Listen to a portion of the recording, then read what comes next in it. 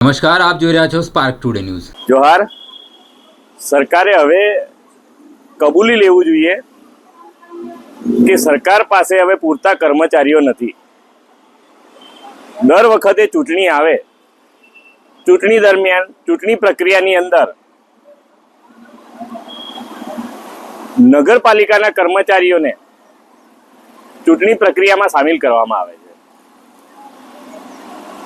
અને મૂળ ચૂંટણી અધિકારીઓની જે હેન્ડબુક છે એ હેન્ડબુકની અંદર જે જોગવાઈઓ આપેલી છે એ જોગવાઈઓની અંદર પ્રકરણ 25માં 71 થી 75ની વચ્ચે સ્પષ્ટતા કરેલી છે કે ચૂંટણી પ્રક્રિયામાં કોઈ પણ કામને સંબોધીને પણ નગરપાલિકાના કોઈ પણ કર્મચારીને લઈ શકાતો નથી.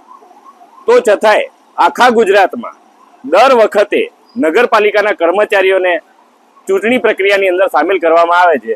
આ અંતર્ગત એવું લાગે છે કે ક્યાંક આ સત્તાધારી લોકો ક્યાંક ચાલ રમી રહ્યા છે. એટલે અમે સરકારને આ જાણ કરવા માંગીએ છીએ અને સરકારને વિનંતી પણ કરીએ છીએ કે ચૂંટણી પ્રક્રિયાની અંદરથી નગરપાલિકાના તમામ કર્મચારીઓને આ કામ ન સોંપવામાં આવે કે જેથી આ ચૂંટણી પ્રક્રિયાની સ્પષ્ટતા પણ થઈ શકે અને ચૂંટણી નિષ્પક્ષ રીતે થઈ શકે. એ માટે અમે મીડિયા મારફતે આપને રજૂઆત કરીએ છીએ. જોહાર. જય આદિવાસી.